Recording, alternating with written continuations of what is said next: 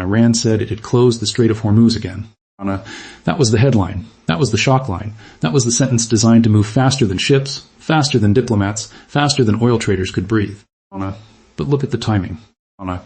Only hours before American and Iranian negotiators were supposed to work through a fragile diplomatic opening in Switzerland, Tehran reached for the one phrase that makes the entire world look up. Hormuz. Now pause there. The question is not whether Iran physically placed a gate across the water. The question is more dangerous than that. Did Iran make the world behave as if the gate might be closing? Because that is where the official story begins to crack. Reuters reported that shipping through the strait slowed sharply after Iran said it had shut Hormuz again. According to Kepler data cited in that report, only 5 ships moved through on Sunday, down from 26 the day before. That is not just theater. That is behavior. And behavior is what matters in geopolitics. A country can lie with words. A market can lie with panic. But ships are different. Ships cost money every hour they wait. Insurance prices move. Cargo schedules bend. Refineries recalculate. Traders stare at screens, and suddenly a sentence from Tehran becomes a tax on the global economy. Then Washington answered with its own version of reality. CENTCOM said Iran did not control the Strait of Hormuz. Traffic continued to flow. On June 20, according to the American military command, 55 commercial vessels passed through the strait, carrying more than 17 million barrels of oil. So which story is true? The Hormuz can be closed. American story says Hormuz is open. The market story says maybe both sides are missing the point. Because Iran may not need to close Hormuz completely to use it as leverage. It only needs to make shippers, insurers, governments, and oil traders ask one question before every voyage. What if this time is real? Follow the money, then follow the fear. Hormuz is not just a stretch of water. It is a narrow artery in the chest of the global economy. The U.S. Energy Information Administration has said that in 2024, around 20 million barrels per day passed through the Strait of Hormuz, about 1/5 of global petroleum liquids consumption. That number matters because choke points are not powerful because they are large. They are powerful because they are narrow. A superpower can move aircraft carriers. A producer can pump more oil, a central bank can adjust rates, but a tanker cannot politely ask geography to widen itself. Hormuz sits there like a hand around the throat of energy markets, and everyone pretends not to notice until the fingers tighten. Here is the part they do not want to explain. The public argument is about whether Iran closed the strait. But the strategic argument is about whether Iran successfully changed the cost of passing through it. Those are not the same thing. A locked door is one kind of power. A door everyone is afraid to open is another. And in modern economic warfare, fear can sometimes move faster than a navy. This is why the 5-ship number matters.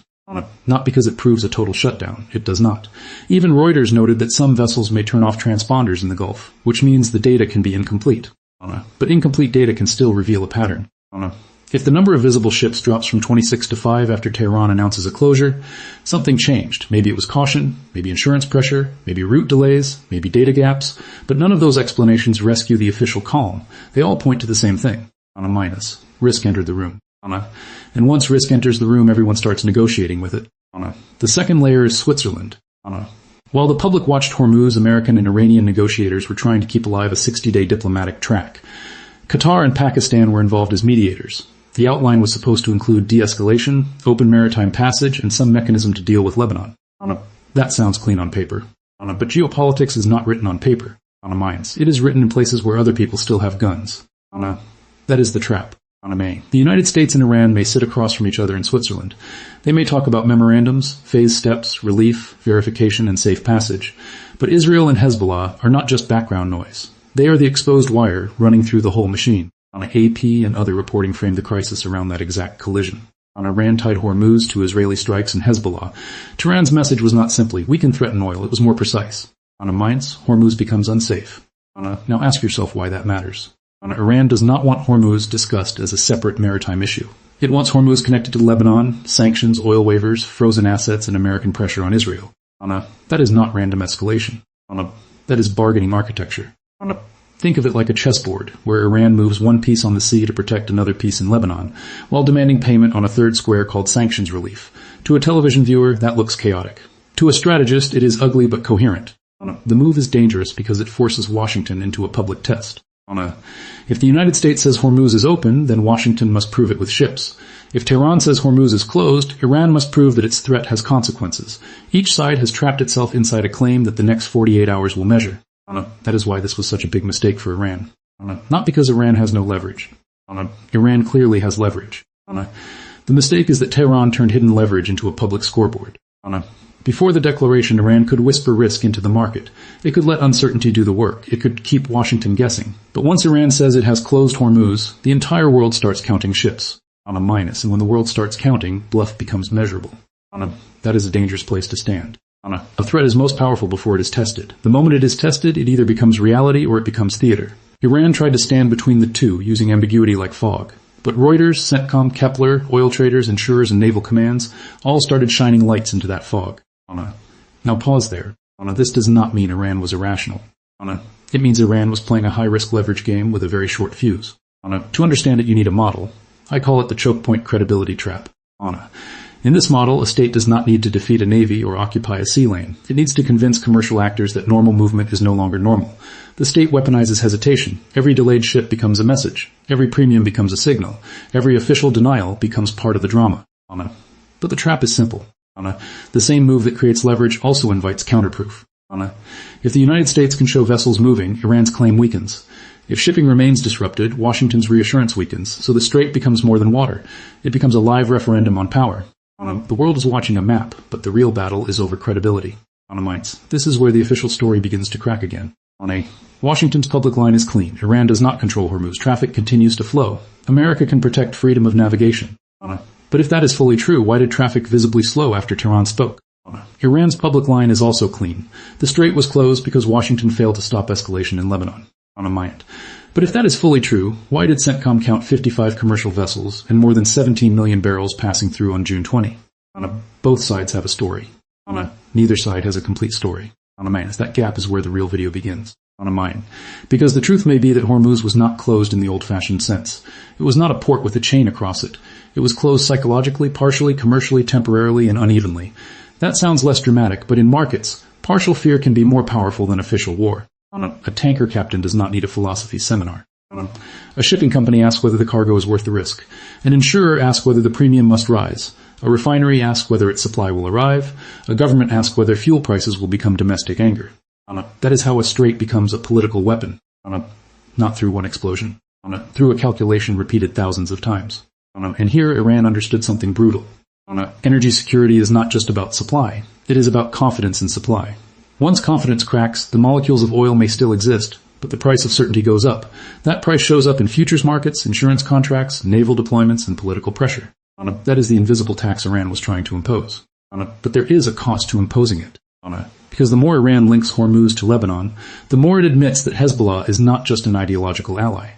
It is part of Iran's regional deterrence system. It becomes harder for Tehran to argue that Lebanon is separate, organic, and local when it uses the world's most important oil choke point to answer for events there. That is strategically revealing.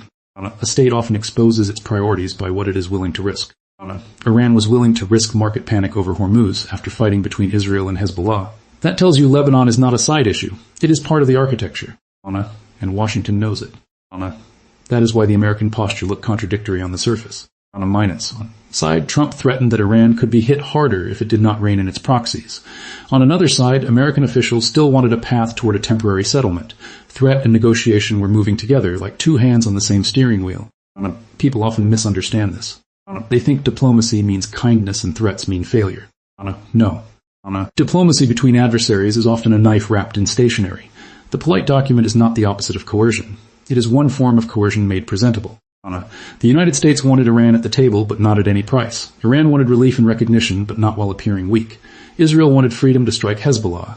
Hezbollah wanted survival and deterrence. Gulf states wanted calm. Asian importers wanted energy flows. An alliance is not a family photo.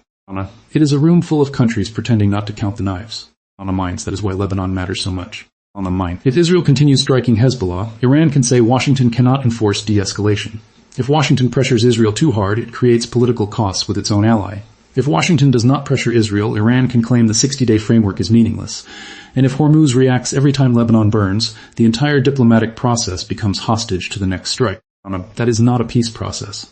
That is a machine with explosives wired into the side. Now look at the economic layer. Iran reportedly wanted early economic benefits, oil waivers, access to frozen assets, and movement on sanctions relief. This is not decoration. Sanctions are not a wall. They are a slow tightening belt around the ribs of a state. Iran has learned to breathe under that belt, but breathing is not the same as freedom. On a minor. So Tehran used the one pressure point that can make other countries feel economic pain too. On a Hormuz. This is the logic. If Iran suffers under sanctions while oil continues to flow for everyone else, the pain is asymmetric. But if Hormuz becomes uncertain, the pain begins to travel outward. It touches importers, it touches consumers, it touches election politics, it touches inflation. Suddenly, Iran's problem becomes everyone's problem. On a minus. That is leverage. On a minus. But it is also dangerous because globalizing your pain can globalize the response. On a minor. The more Iran threatens Hormuz, the more other states have a reason to coordinate against it. The more it links maritime security to regional proxy warfare, the more Washington can frame Iran as the author of instability rather than the victim of sanctions. The more it disrupts confidence, the more neutral importers may quietly demand guarantees from someone else. That someone else is usually the United States. On a minor. So Iran's threat may increase Iran's bargaining power in the immediate moment while strengthening the American security argument in the next one. That is the big mistake. On a good lever moves the object you want moved. On a bad lever moves the entire room against you. Hormuz is both. It is Iran's most famous pressure point, but it is also the easiest pressure point for Washington to internationalize. The moment Tehran touches it, the issue stops being only about Iran, Israel, Hezbollah, or sanctions. It becomes Japan's oil, India's refining, China's imports, Europe's inflation, Gulf stability, and American naval credibility. Iran wanted leverage. It may have created a coalition problem for itself. Now let me be fair. The strongest argument against this analysis is simple. Iran may have had no better option. From Tehran's perspective, Israel was striking Hezbollah. The United States was mediating, but also backing Israel. Sanctions still mattered. If Iran did nothing, it would look weak. If it escalated directly against Israel or American assets, it risked war. So it chose the gray zone. Not full war. Not full peace. A pressure move. Smart people can believe this was rational. In fact, parts of it were rational. Iran understands ambiguity. It understands that shipping markets are nervous systems. It understands that the threat of disruption can sometimes produce concessions without requiring actual closure. That argument deserves respect. But it still fails to answer the key problem. Why make the claim so public that it could be measured? Why say the strait is closed if CENTCOM can answer with ship counts? Why trigger a global verification contest if your power depends on ambiguity? Why create a headline that forces oil markets, navies, journalists, and intelligence analysts to separate signal from bluff in real time? That is where the move weakens. Controlled ambiguity is powerful. Overstated ambiguity is fragile. If Iran had simply warned that maritime security could not be guaranteed while Lebanon escalated, it would have preserved deniability. But saying Hormuz was closed raised the standard. Now the claim must survive contact with observable movement. An observable movement is cruel. Ships either pass or they do not. Insurance either rises or it does not. Oil either spikes or it does not. Negotiators either produce a pathway or they do not. The whole world gets a scoreboard. That scoreboard may not tell the whole truth, but it can still damage the narrative. The United States understood this. That is why CENTCOM's response was not just military language. It was narrative warfare. 55 vessels. More than 17 million barrels. Traffic continues to flow. Those numbers were not only information. They were a counterweapon. Washington was saying, do not price Tehran's fear as fact. And Tehran was saying, do not confuse yesterday's passage with tomorrow's safety. Both arguments have teeth. But the danger comes from the middle, because the middle is where miscalculation lives. If Iran believes Washington will not escalate because oil markets fear disruption, Tehran may push harder. If Washington believes Iran is bluffing because ships still pass, America may push harder. If Israel believes the diplomatic track restrains Iran, Israel may keep striking. If Hezbollah believes Iran's Hormuz threat protects it, Hezbollah may hold its line. Every actor may read the same data and see permission. That is how crises accelerate. Not because one side wants disaster. Because each side thinks the next step is still manageable. Look at the timing again. The world was not simply watching an Iranian announcement. It was watching an announcement placed beside Swiss talks, Israeli strikes, Hezbollah's position, sanctions demands, oil market anxiety, and American credibility. Each piece made the others more explosive. A headline became a hinge. And on that hinge swung the question of whether the 60-day window could survive its first serious test. That 60-day window is important because it creates pressure of its own. 60 days is not a peace settlement. It is a countdown. It compresses decisions, it rewards dramatic leverage. It tempts each side to create facts before the next deadline. In a normal negotiation, time can cool a crisis. In a compressed negotiation, time can heat it. Iran knew that. Washington knew that.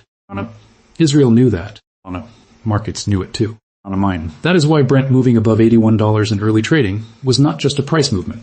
It was a nervous system twitch. Oil prices were not declaring war. They were pricing doubt. And doubt is the real commodity. The question is not what they said. The question is what they moved. Iran moved risk. Washington moved reassurance. Israel moved firepower. Hezbollah moved the diplomatic temperature without sitting at the Swiss table. Markets moved probability into price. Mine and ships, the quietest actors in the story, moved slower. Minus. That is the hidden pattern. Now think about what happens if this continues. If Hormuz becomes the recurring answer to Lebanon, then every Israeli-Hezbollah exchange becomes an oil market event. Every strike becomes a shipping calculation. Every border flare-up becomes a question for Asian energy security. The Middle East stops being a regional crisis and becomes a supply chain alarm bell. That is the nightmare policymakers try to avoid.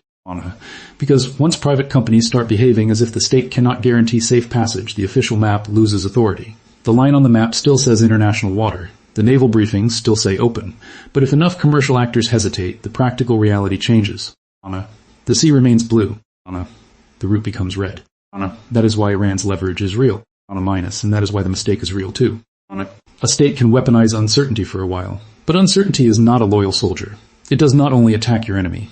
It spreads. It contaminates your partners, your trade routes, your negotiations, your domestic politics, and your own future options. Iran may have wanted to pressure Washington.